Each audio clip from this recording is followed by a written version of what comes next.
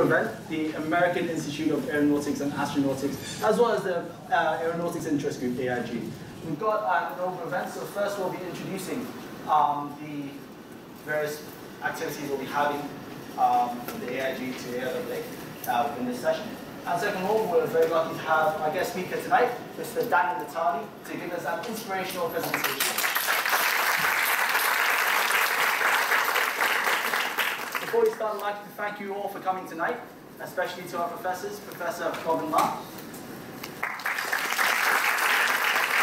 Professor Larry Lee, Professor Olivier Boschoff, and Professor Neil Bickerberg. We also got at the back Professor Moses Moon. I know we're slightly delayed, but here's our tentative schedule. So for the next 15 minutes, myself as well as Jeff will be talking about our upcoming activities. Then for the 45 minutes thereafter, we'll be having the inspirational presentation. For the following 15 minutes, we'll be having a Q&A session. And finally, we've got some refreshments outside for you all. May I now please introduce to you Jeff as well as Ruby from the AIG.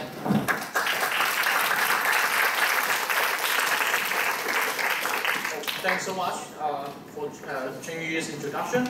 So we are the AIG, but not the insurance company. We are the Aeronautics Interest Group, like in HKUSD. So this year we basically focus on two areas. One is the modeling, aircraft modeling team. That is going to join the design, build, and flight competition in the United States. And the other one is the pilot training. And that one, like Ruby will talk about it later. So first of all, I'm going to introduce the design, build, and flight competition. Yeah, so it will be, oh, actually there's a good title. It will be actually next year in April, the final competition in Arizona, Tucson. And then the competition is about design and build and fly an aircraft, a model aircraft. This year's rule is actually challenge you to carry as much as a softball inside the fuselage, and then you need to drop it one by one.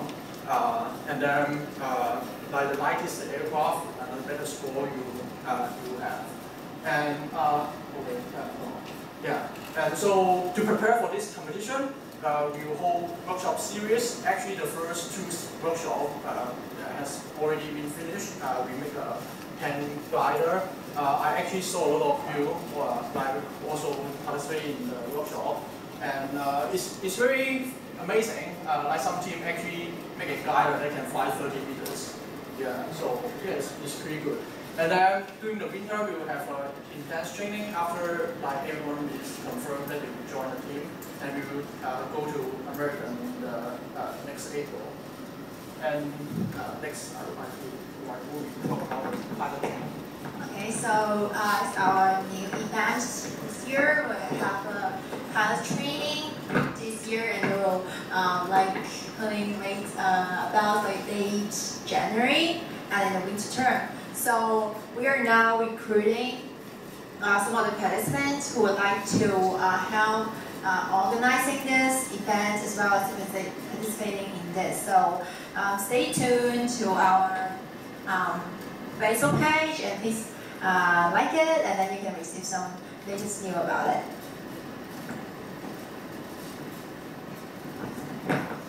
So hello everyone, my name is Fred. I'm here to talk about the Singapore Exchange joint event that we will, the AIA is going to organize together with the Department of... Sorry.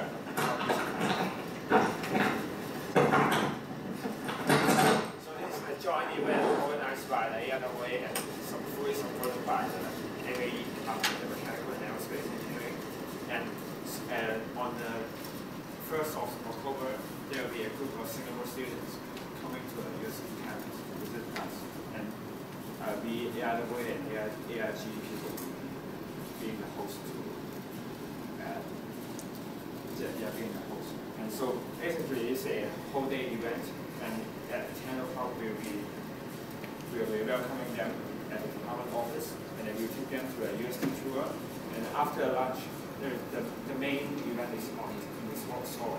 And basically, it's a flight simulation experience, and we're having some people to demonstrate how to maneuver a demonstration of how to control a light aircraft. So while we are talking about the Singapore students coming to us on the 1st of October, is that we would like to invite you to become a student helper, because we are currently lack of people to host this event. And if you are going to help us on the 1st of October, you will have a greater chance to participate in a turnaround visit to Singapore, which is we tentatively will be on the late December, right after our final examination. But currently, the return trip we haven't discussed many details about the return trip, but basically it will be scheduled right after the final examination and will last for about 4 to 5 days. And this trip will be partially subsidized by the Department of MAE. And so if you would like to go to a trip or just want to know more friends around the world that is interested in aviation, please join us on the 1st of October. Thank you.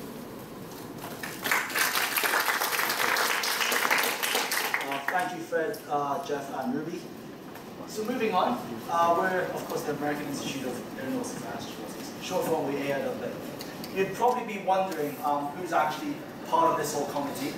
So, may I please introduce you individually. So, my name is Ching Yu, and I'm the president of this particular session, the 2014-2015 session. For the internal vice president, we've got Vishal behind over there. So he's an internal vice president. Over here we've got Gursimran Singh Sethi, who's our external vice president.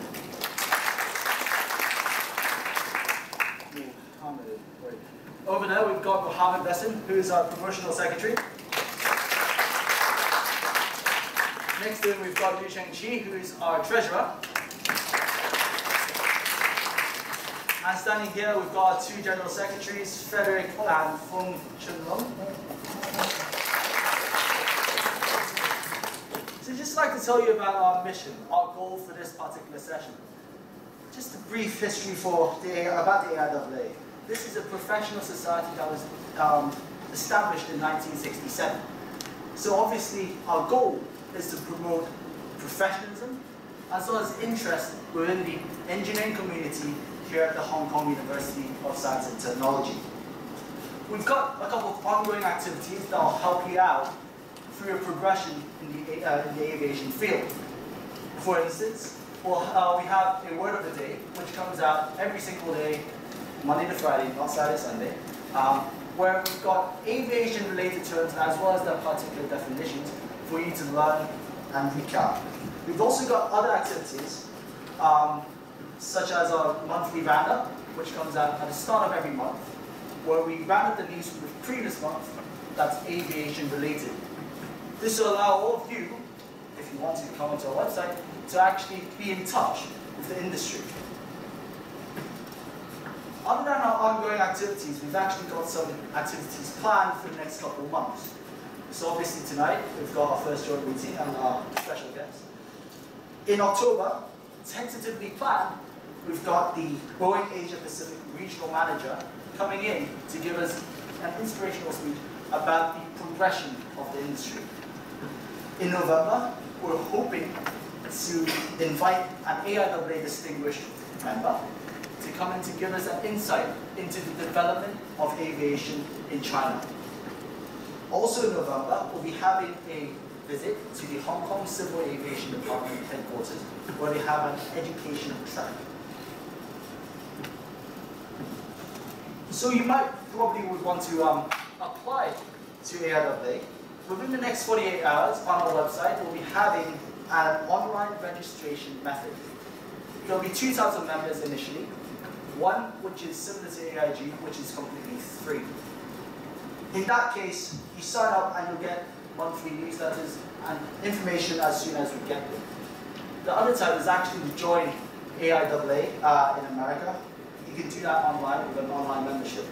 These members will get a priority when it comes to activities with a limited quota. To find out more, you can come to our website or our Facebook page, where we've got our most up-to-date information. So as you can see, we've got our word of the day. Today is kerosene, which is just jet fuel. And we've also got our upcoming activities towards the right.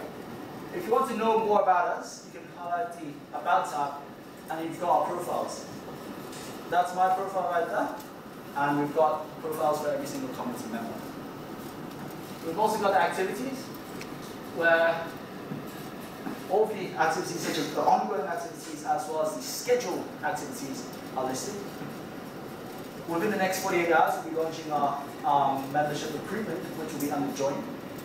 And if you want to contact us, you can click on the Facebook icon in the middle of the screen to come to our particular page. So that's all from me, from the joint meeting. Without further ado, may we please welcome our special guest, Mr. Nathali.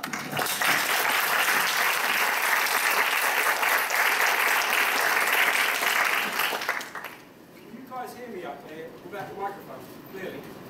Yeah? Hello, mate. We're all here. Those are a couple of my ex-interns up there on that road. Quick round up. Hello. Okay. My name's Daniel Nathali. I'm a licensed aircraft engineer, and I've worked in the aviation industry for pretty much 30 years. In that time, I've had a great time. It's a very rewarding career.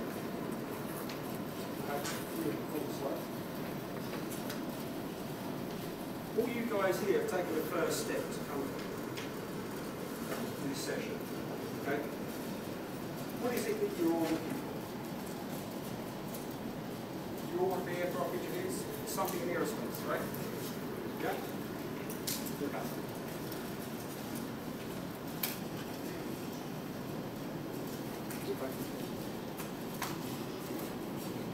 Okay, I'll tell you a little bit about how I started, because I'm not much different to you guys than 30 years ago.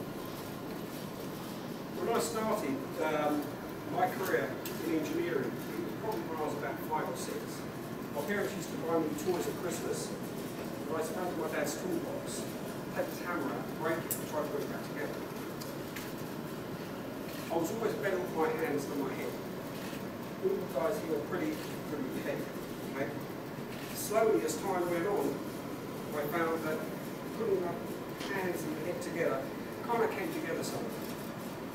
But the experience that I clocked up in that time, working with some of the most sophisticated aircraft at the time, it really impressed me at the time, because when I came out of places like the Air Force and I went into the civilian industry, I found that we worked on that for 5, 10 years. So it was kind of impressive. The gaining experience over the years is important. Important from the point that we can all go to the museums, we can look at videos, but I urge you, if you can get a chance to get in to do an internship, to get down, I know it's difficult in Hong Kong to even get down to a local airfield. Again, when I was younger, I used to do it for free because I was so passionate about what I did. I used to go out to airfields and I used to refuel aeroplanes. Little white aeroplanes, Cessna 152s, no paint, clean vomit out of aeroplanes, but I wanted to get into it. Okay? It's going to be hard times because the aircraft industry is pretty much like on Broadway. It goes up and down with economic climate. Okay? When fuel costs are high, no one was high. Okay? Fuel costs are low or stable, they're looking for aircraft engineers and they're looking for design engineers, contracts are coming in all the time. Okay? So that's a little something to look out for, but that's the real one.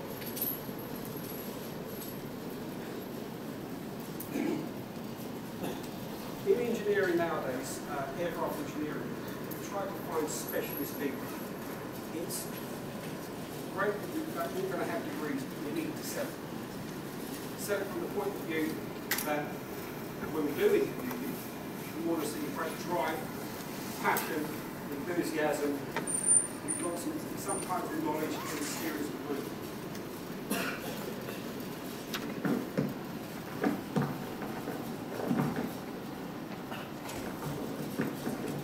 Hello, can you hear now?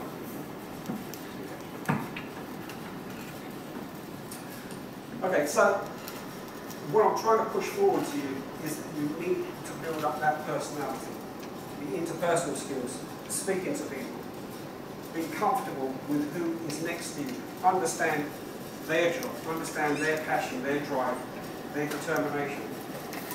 Because all of us that are in here today are all common in one thing. We all have a feeling of passion for aviation. Okay? What is aviation about? Aviation takes many different forms. We've got business jets in aviation, ramjets, missiles, airships, helicopters, gliders, UAVs, single props, space, twin propellers. The aviation industry is one of the only industries that's done so much for society and mankind. From aviation, the development in exotic materials, composites, early days of titanium, which we use in the medical industry, is at the forefront of technology. There are times when in the military, when you do have to improve on, have that tactical advantage, we put out loads of contracts. And these contracts are there to design and develop new technology. And it's from there that it spins out of aviation and it goes into the medical industry and other industries. Okay? So the aircraft industry does a lot for the world and society. Okay? Teamwork.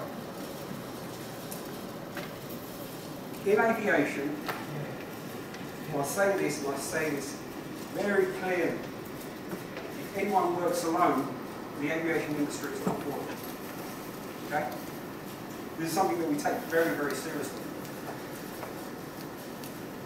We have so many different support groups that support engineering. We'll have the flight operations, which are the aircrew. We have the cabin crew. We'll have the ground support services, the refuelers, cargo, the guys up in the control tower. And how we manage to bring all those things together is quite amazing. So teamwork for us, even in our departments, we draw it a bit smaller, and our interns up there will know that when I took them on and I trained them for 3 months, that teamwork is one of the most important things in the aircraft industry. With every time you mention teamwork, it's adding a safety net. What I want you to do is just for 5 seconds, just close your eyes and consider yourself on an aeroplane and it's in trouble, or you've got friends or family that you care about that's in trouble. Okay? Safety in airworthiness. Do that for 5 seconds. Close your eyes.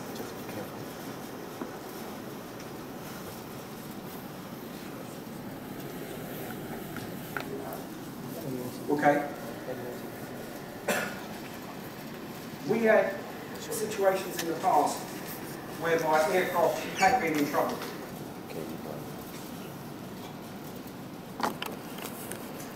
There's so many different types of engineering. Okay? This is a technician working on an engine. This is design. Another type of engineer working on aircraft design. There are other engineers. We have planning engineers. We'll have technical services engineers. We'll have maintenance support engineers. We'll have front desk maintenance control engineers. So if you're thinking of going into aviation, really need to sit down and find out where exactly you're going to go to narrow the field of what you're trying to study. Because it is vast, and you've got loads of variety. If you want to specialise in something, it's a good idea what Ching and his team's doing here today is giving you good insight into the aviation industry. So you can narrow what you want to set your targets on.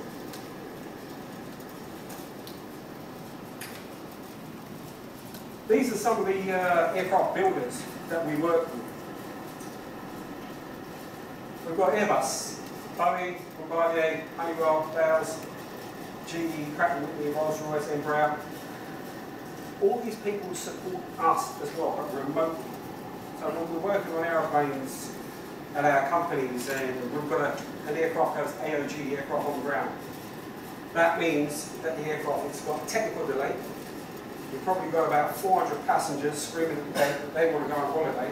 Someone needs to go to a funeral, or someone may need to make a connection to get to where they want to go. Then you're going to have someone jumping all over you because you are the engineer in charge, the EIC.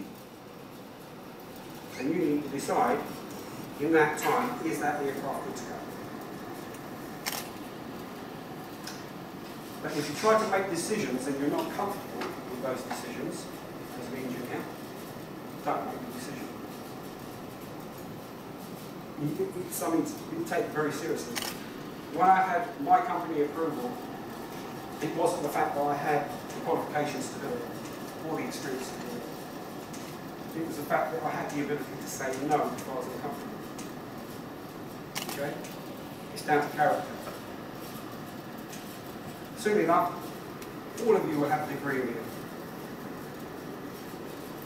But those who hold an aircraft engineer's license need to have character. Okay?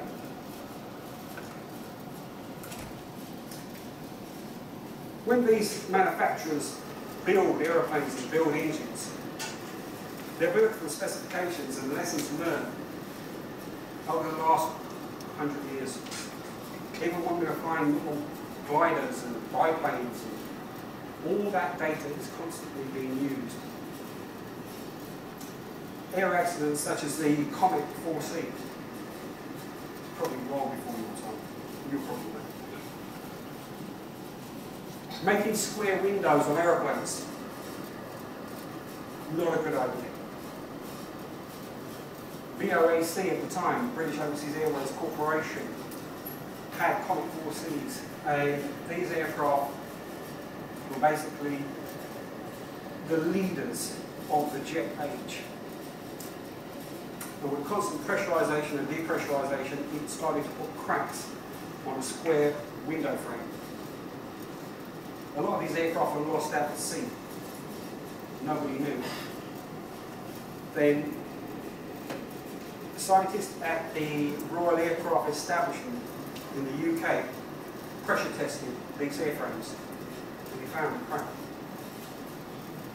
But there was a race between the UK and America. America won. Okay? But lives were lost. But what we gained is technology.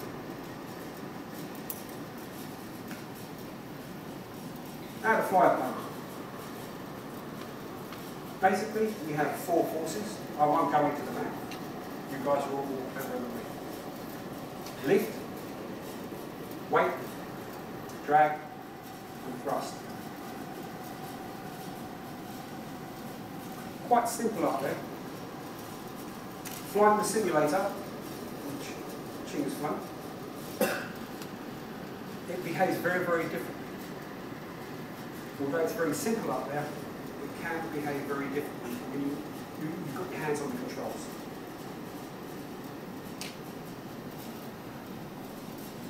Each of those controls that we have on the aeroplane will have things like ailerons, elevators, and a rudder.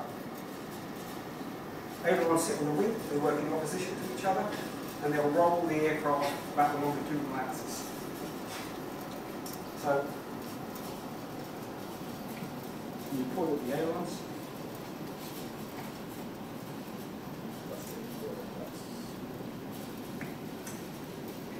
On the most modern day aeroplanes, we have inboard and outboard ailerons. We don't use the outboard ailerons on most big flight, because the moment arm will flick the aircraft onto its back. So we have what we call aileron lockout. When the aircraft takes off, it clears about 160 knots. We've got pins that go into the outboard ailerons, locks the outboard ailerons out, and we fire the inboard ailerons and use the spoilers. Our rudder, which sits right down the back, provides your yaw. And your elevators sit round the back as well on the T-tail. Will give you up and down, pitch up and pitch down nose. I won't go into too much.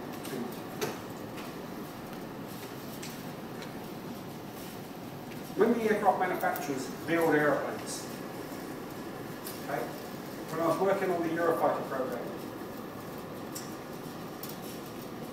part of what I did in the Air Force was to optimise the design from an operational side. We had the designers that worked on one side who knew how to build aeroplanes. But sometimes what they don't understand is how you actually support that aeroplane.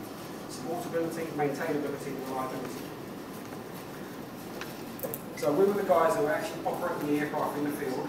It was our job to work alongside the designers to say, no, when you're trying to get to the, let's say, the air conditioning pack, and you have to put your hand through it, work blind to undo a nut or a cap to drain the oil out of the system. It wasn't practical. So we'll work with designers to try and make the aircraft easier to turn around in a faster way. Like on Eurofighter, when you first built Eurofighter, you put the landing gear with the wheels in, and you have to use a trolley to get in to take the wheels off. But when you have a centre fuel pod, or you've got your weapon system loaded in the belly of the aircraft, JP223s, you have to drop that out first, move that forward, and then put your wheel trolley in place to take the wheel. The turnaround time of that aircraft gave us an operational impact. We needed to turn the aircraft around faster. So the designers just turned the gears around the other way. Simple things and lessons learned.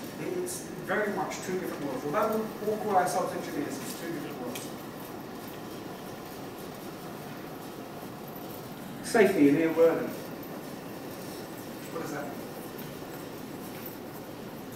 When I first got my licenses, when I first signed my aeroplane out, I hadn't slept for about 6 weeks. Most safety and airworthiness accidents that happen don't happen immediately. They stay in the system, and it could be up to 6 or even 8 years later will the accident happen. Like JAL 123. Is anyone familiar with JAL 123? No? JAL 123? 747 back in 1976 took a tail strike. Pilot over-rotated the aircraft and scraped the tail. Boeing did the repair. In 1984-85, the rear pressure bulkhead blew out and took out the tail. The aircraft flew for about 18 minutes, and they even tried to put pilots in the sim to see if they could control the aircraft, and no one knows how that pilot managed to hold that aircraft for 18 minutes. It actually ploughed into the side of the mountain. 50 people apparently survived, but died of exposure, and only about a handful actually survived. But it's adding safety nets. Okay? Our customers in Hong Kong. Hong Kong Airlines, Dragon Air, Air Hong Kong, all the names that you've probably seen before. All the same kind of engineers, the same kind of backgrounds. same training, same development. HAECO, one of the biggest MROs, maintenance repair organisations out in Hong Kong and in Asia. We've got people as far as the US that come in, bring their airplanes in for heavy checks. And when I say a heavy check, we'll have an A check, a C check, and a D check. A check for a 74, probably 650 flying hours. C check, probably every 21 months, depending on engine type, 18 months or 21 months. D check, 30,000 hours, 6 years, with a calendar backstop. When you got a D check, you're stripping that aircraft down. Every seat, every floor panel, every side panel comes out, and you will go over that aeroplane with a fine-tooth comb. You're using magnifying glasses, 8th division, lights, mirrors, NDT, to make sure that there's no cracks, there's no leaks. We'll be doing test flights after that, which is an exciting part of engineering, which we'll get to later. And then we'll put it all back together within 30 days. Okay. We have two types of maintenance, preventative and corrective. We try to stay away from corrective maintenance, because corrective maintenance, what happens here, that's classified as unscheduled removal. If we go unscheduled removal, we will take on a delay, and that delay impacts on our cost. If you're an airline, you're in the business to make money, but you don't compromise safety. So we want to try and reduce that unscheduled removal. Preventative maintenance will follow using our reliability team. Our reliability team will use all the data that they picked up from the past, put it into the system as they're generating data off the airplane. Nowadays, airplanes actually talk to computers. That's analysed, and they can predict pretty close using things like wave analysis when something's going to roll.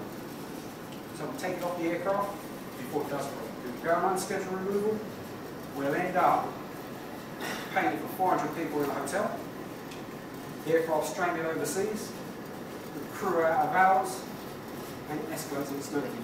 The airline won't make money. Okay? So it's like a crystal ball, using reliability data and putting things in place. We use preventative maintenance. Okay? Cheap. We're going to run a quick video.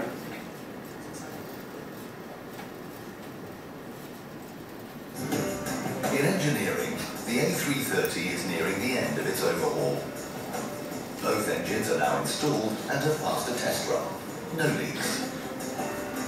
But before senior engineer Darren Howell can release it back into service, it has one final check. A test flight.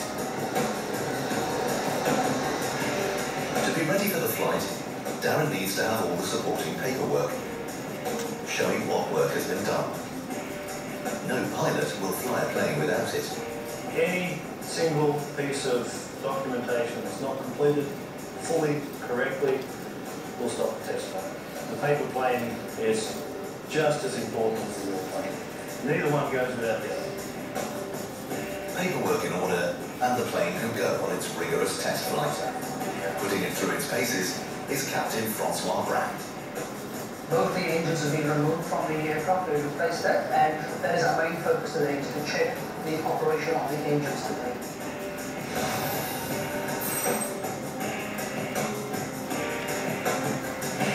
Engine 1 is brand new, and Engine 2 is fresh from mechanical overhaul. But Francois will push them both to their limits. From a pilot's point of view, this for us is very exciting because we actually get to do things we don't do in normal flying, normal day flying, and we like pilots again. The most important check on the new engines will be the slam test at 20,000 feet. Fail, and the plane cannot return to service. We throttle the engine back so that that engine comes back to idle all the way, and then we actually slam the throttle forward. We make sure the engine spools up, catches up all the way to the full power it should have, and then once it's there, we bring it all the way back to idle again. Take up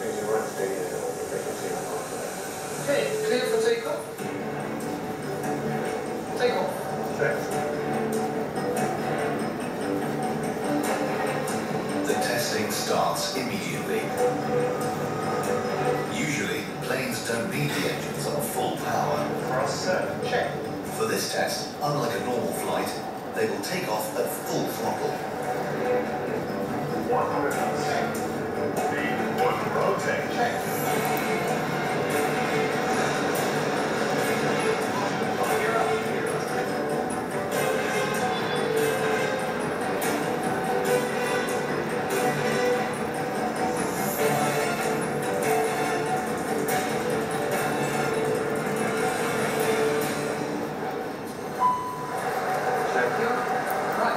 Engine number 1. 20,000 feet. The moment of truth for Darren and his engineers. All the way back to idle. Slam open. Francois forces the engine from idle to maximum. There we go. Full way, all the way, and wait, full back. It must get to full power in seconds. Vital if the plane were ever to need to safely abort a landing. Everything set for the right hand side. Nice and stable. Right. Slam open. And all the way back again. Just see the aircraft in the road. Stabilizing. Darren will have to wait until they're safely back on the ground to find out how his engines have performed.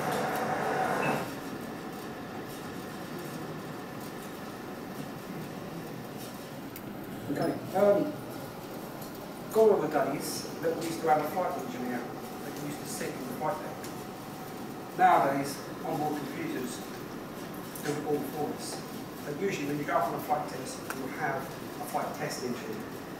It's recording the data, there'll be timing, how fast it takes to spool up that engine, its run-up time, its run-down time, and they're looking at performance.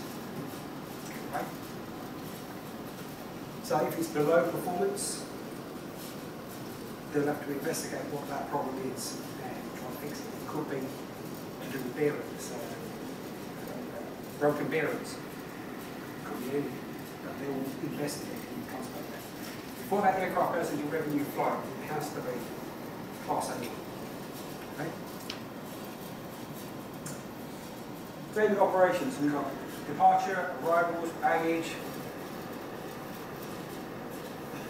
For departures of aeroplanes, it will start right at the top with maintenance control section. They'll be looking after the logistics of that aeroplane. That it's at the gate at the right time. Passengers are in the terminal. The aircraft's fueled. If there are any ADDs, acceptable defects, have they been cleared? What's good to go? If the MEL, minimum equipment list, has been raised for any items, they'll have to review all this stuff. And then they'll speak to the engineer in charge and the aircraft will go. On arrival, they'll have to do exactly the same thing, back in reverse when the aircraft comes back in. But when an aircraft is on what we call a terminal, the aircraft's just coming from London or New York. It's probably on the ground for about 2 or 3 hours. In that time, we've got to unload passengers, we've got fuel trucks going, we've got cabin cleaners that are working through the airplane. The state that you see the aircraft when you walk onto it is not the state that people get off. Okay? It's in the right state, and what these cleaners do is absolutely amazing, and how they turn the aircraft around in that short space of time. Again, it's down to teamwork. Okay? Even engineering have to work with the cleaners. Okay?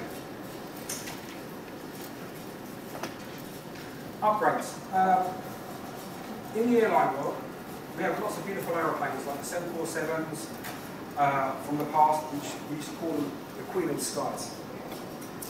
They're getting old now, they're getting tired, so we're retiring those aeroplanes out and we're bringing new aeroplanes in, whereby they're more efficient, like the 777s.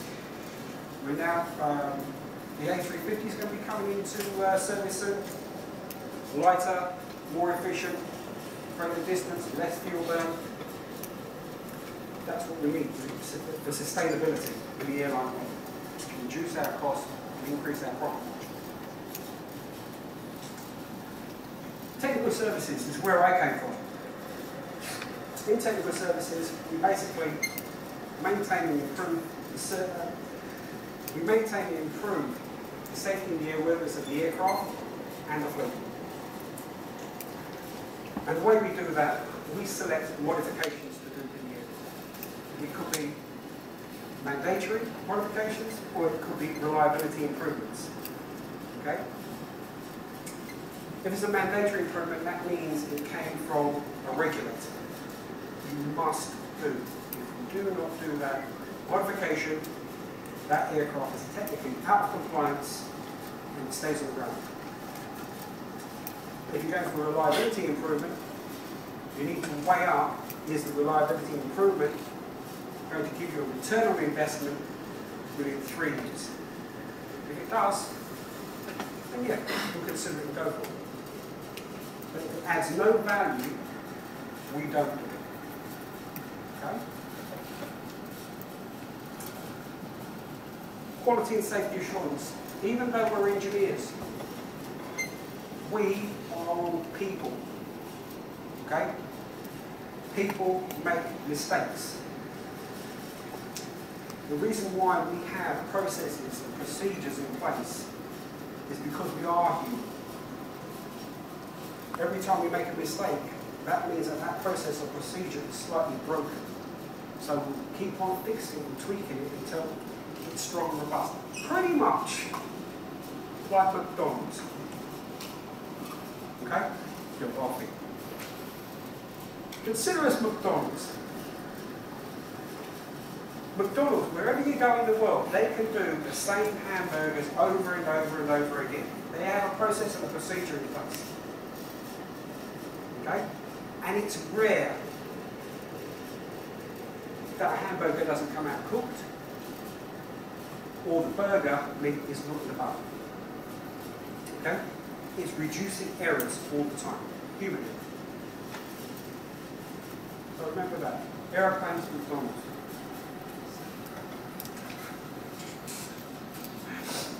Okay, attributes of an engineer. These are just some of the attributes of an engineer. Different things for different people.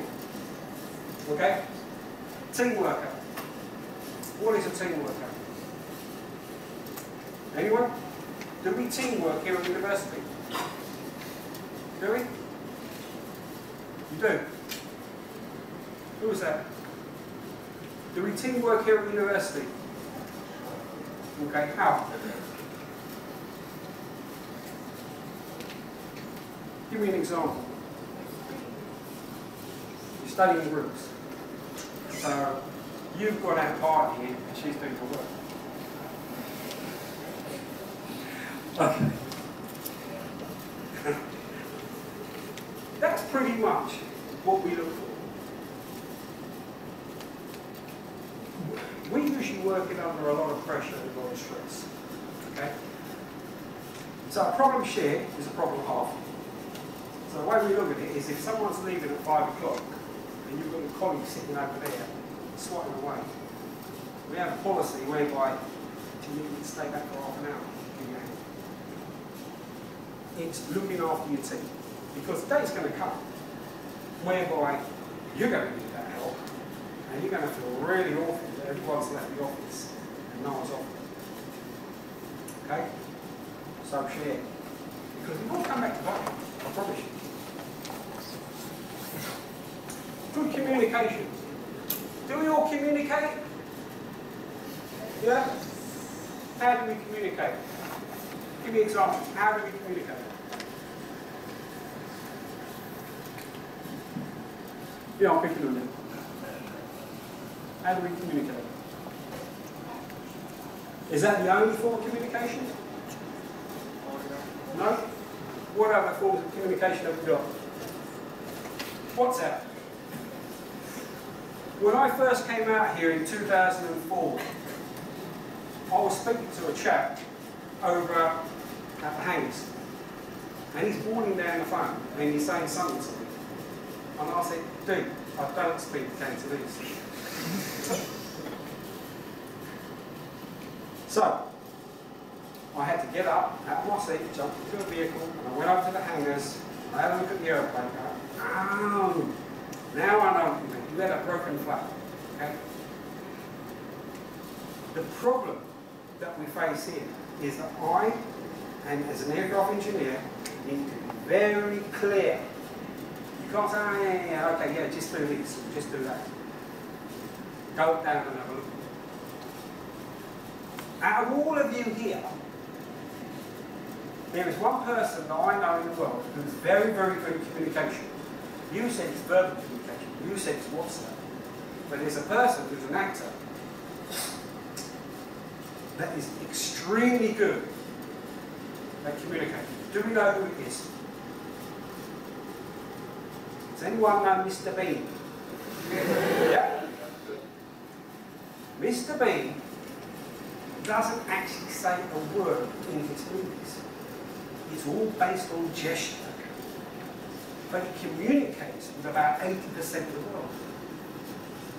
Okay? And that's what you guys got to start practicing. Because when I came out here, some guys went to me in Cantonese and I'm like, what? I don't know about that. It's also draw. If you're an engineer, pen and a bit of paper, draw. Back in my day, engineers don't like to read. We like pictures. Okay? My daughter, who's 21 now, she said to me she had to do a 5,000 word essay. And I said, stick 5 pictures in it. Because a picture takes 1,000 words. She doesn't like them now. But I'm an engineer. Give me a picture or give me a sketch and I'll work it out. Okay? But communication is very important. Use your hands. Use gesture to communicate. Okay? It's important. And we'll pick it up on interviews as well. If you're really cold, we'll pick it up on interviews. Because we need people to work as teams. In teams. Okay? If you had a person that came up to you and said, or I had a person that, something wrong with that. Who do you trust more? Second.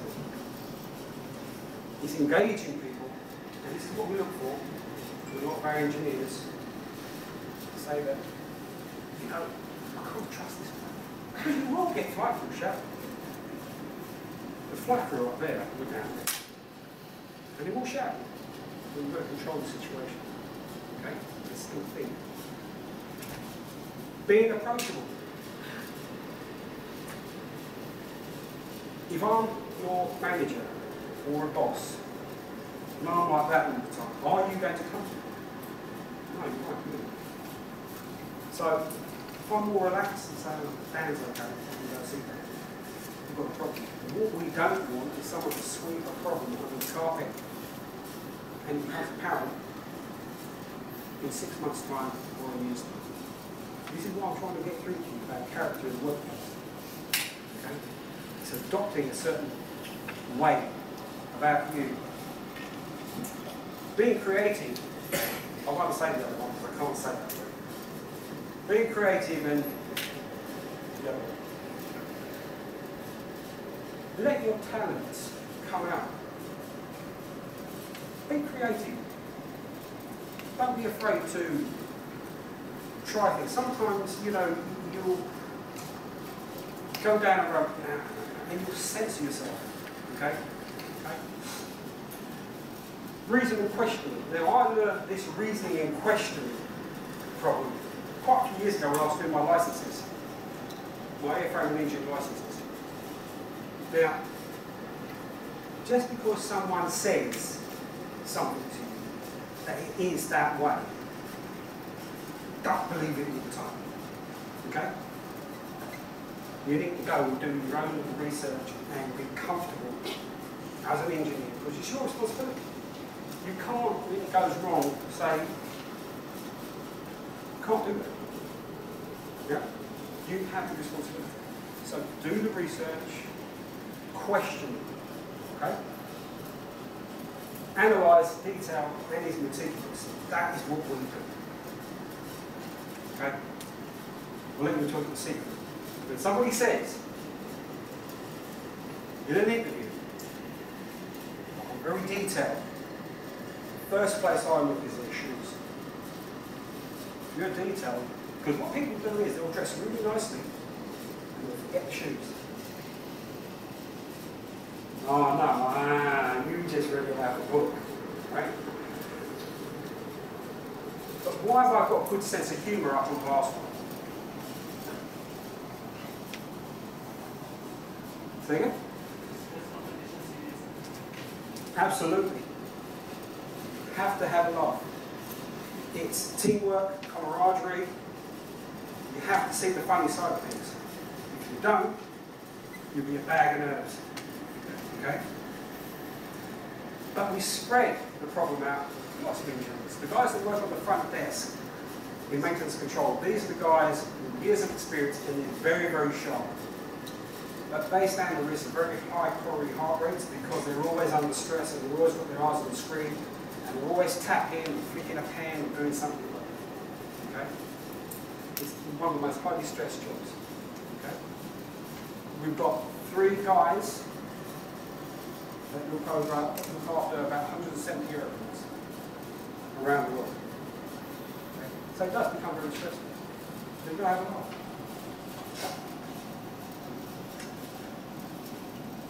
Safety net, process, procedures.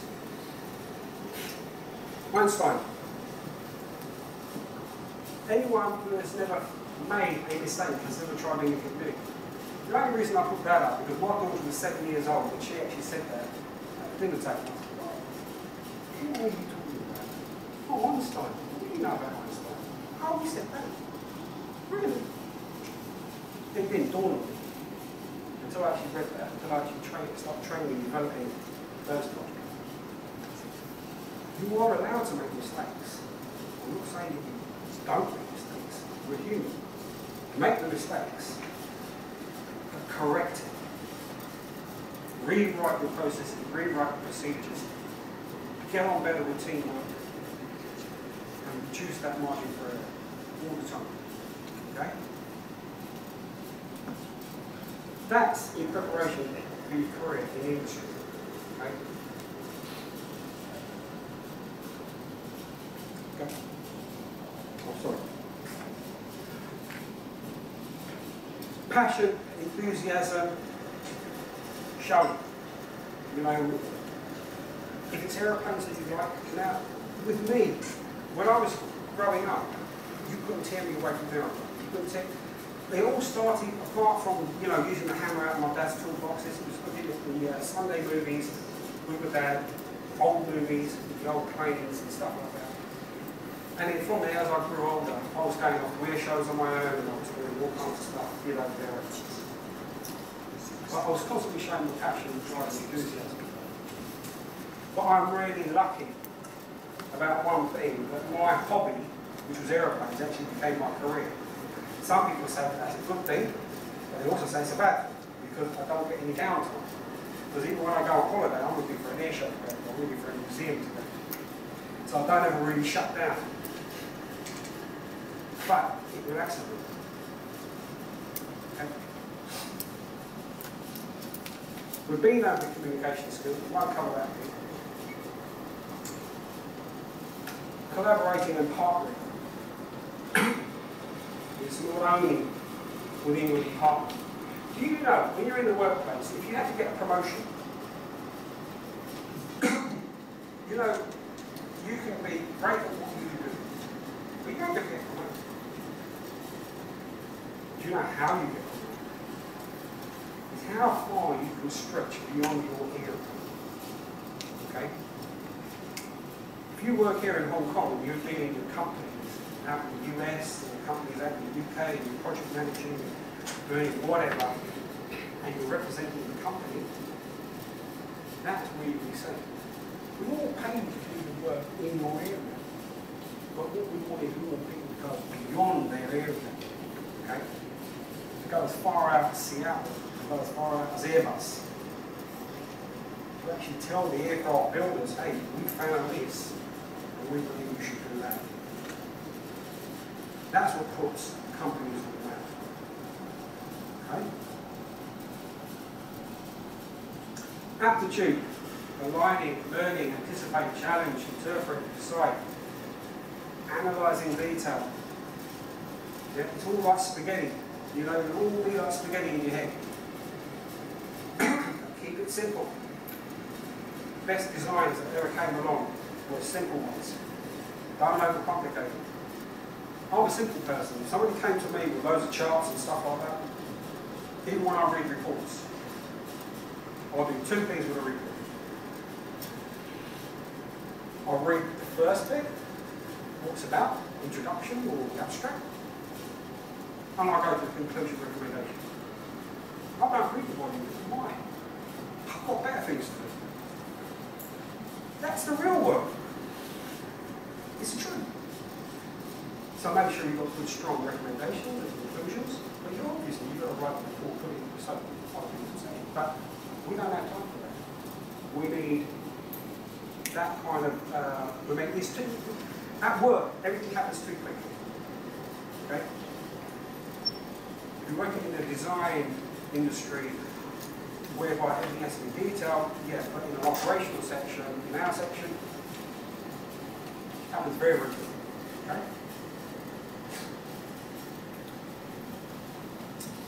Don't hold back. Okay? A lot of you are going to want to self-censor yourself, like, am I good enough? Or, you know, maybe you all deserve a chance. Okay? Give it your best. Done your degree. Got good backgrounds. Show your passion, drive, enthusiasm. And go up there. We need engineers. Okay? The world needs engineers. We are looking for even more for the future, more electrical and electronics people and computer software writers. Because aeroplanes nowadays fly on computers. Like the B1Bs, if you take the computers off a B1B, it won't fly with you. It'll be all over the place. You have to engage computers. Okay? Questions? Is that really that good? Anything? No? I have a question about the recruitment process. For us, we are mostly activity students here. And do you guys prefer having a postgrad in the aeronautics side or what is actually the policy that you guys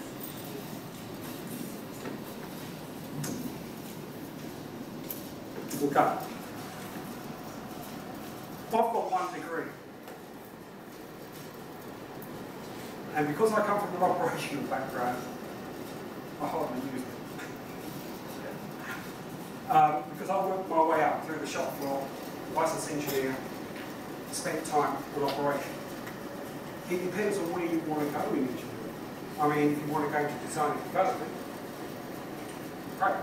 If you want to go more the ops side is going to need you to be a little bit more practical, to actually be working on aeroplanes, get your licenses, so it really depends on where you want to go. And that's not just for one company, that is a company in Germany. Okay? So if you're going to get 2 degrees under your belt, and you're going to go work line and base maintenance, I don't think it's going to add value. But if you have 2 degrees and you end up as a Boeing design engineer, great. Airbus. Okay, any more questions? Sorry, did I answer it? Yeah. Any more questions? Do you feel like your job changes over time? It has. There used to be the day whereby you'll come in and you just fix something that's broken. I'm an engineer. It's broken. It's not like that anymore. Nowadays, you have to be great interpersonal skills, a motivator, team worker. You know, all that stuff has to come together. It's definitely changed. The reason why I stayed with my career, they usually say that if you don't change your career by the time you're 40, you're going to end up retiring from that career. My career, I never really wanted to change it, but I tried to get out of it so many times, but it just keeps drawing me back. I went into house building, I went into selling cars, you know, all kinds of stuff. But once you've been bitten by aeroplanes, I've always come back to it. The reason is that I like the buzz. You come in and there's never a day that's exactly the same. For me personally, I needed that variety. I couldn't come in and every day I'm doing the same. I needed to come in and say, I used to come in the morning and I couldn't drink my coffee because I'm getting pulled from pillar to post. They need me in MC, they need me down to hangar. I come back and there was like 6 cups in 3 days, I have a job. Okay? When you do duty cover, we used to do duty cover for a week, or 24/7 you're on call. Okay?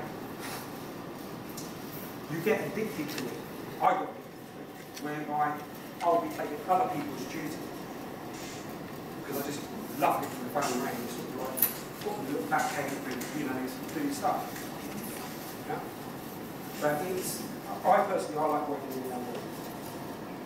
But it has changed from early days where you come in with your toolbox, do your stuff, and then go. And then you have to talk, you have to communicate, you have to write reports. Lots of things have changed. Computers, for one. When I was working on aeroplanes years ago, you know about computers. It's strange about computers. In the early 70s, computers like how we have in the offices now could have been on our desk back in the 70s. I learned this on my degree. The only reason they didn't put it or bring it forward was the fact that we as humans were not ready for that information. So they delayed it to around the 80s.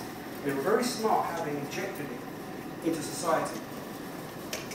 They used the younger generation, like my brother who's 6 years younger than me, then turned it into computer games, like ZX Spectrum and stuff like that.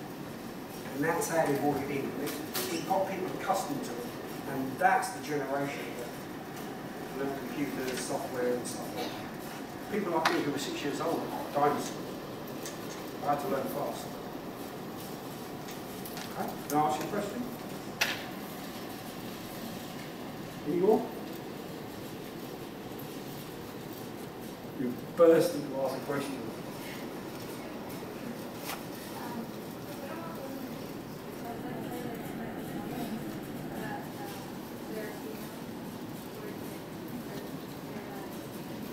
Okay.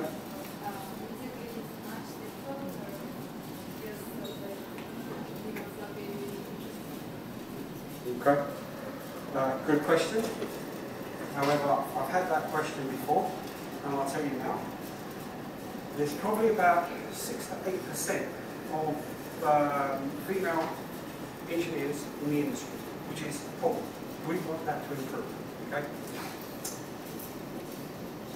In an engineering organisation, it's very much, we don't look at gender. We just want to know you can do the job.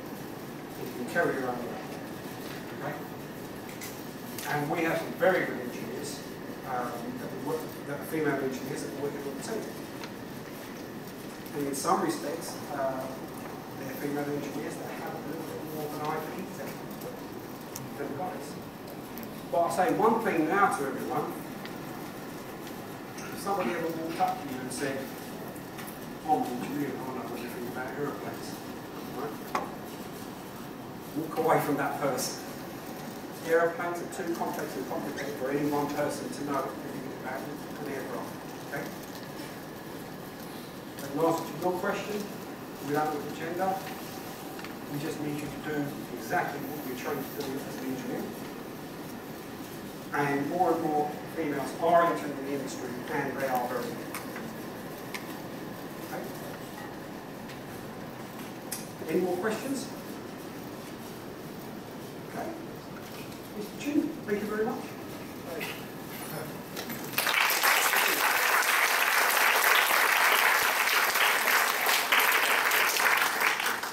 Thank you to Mr. Daniel Nathali.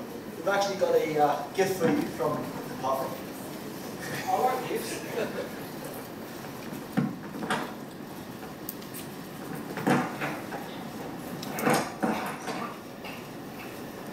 give the thanks, we are glad to give you this present. Thank you very much.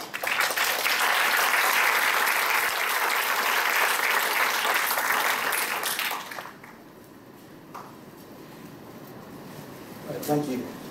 So before everyone leaves, I've got two announcements. So if you're an USD student, then we actually have a student sign-up form for this coming Wednesday's event. So as Fred said just now, there will be a group of Singaporean exchange people coming in on October the 1st, and we need some helpers to take them around our campus. And also, you may have been given an MAE survey. Can you please fill that in? And once that's completed, can you hand it to Michelle on that side, towards the door. We've got some refreshments outside, and thank you for coming here.